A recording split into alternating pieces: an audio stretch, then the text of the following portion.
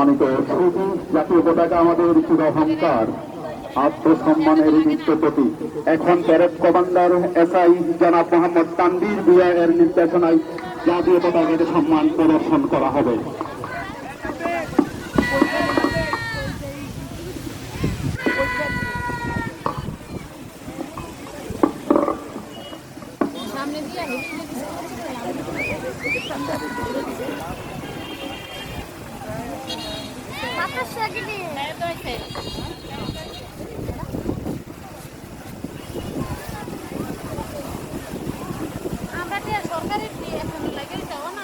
সম্মানিত সুধী, এ পর্যায়ে 26 মার্চ মহান স্বাধীনতা ও জাতীয় দিবসের শুভ উদ্বোধন পায়রা উড়িয়ে শুভ উদ্বোধন করবেন অনুষ্ঠানের সভাপতি সুযোগ উপজেলা নির্বাহী অফিসার জনাব মোহাম্মদ সামিউল ইসলাম, কসবা থানার সম্মানিত অফিসার ইনচার্জ আব্দুল কাদের।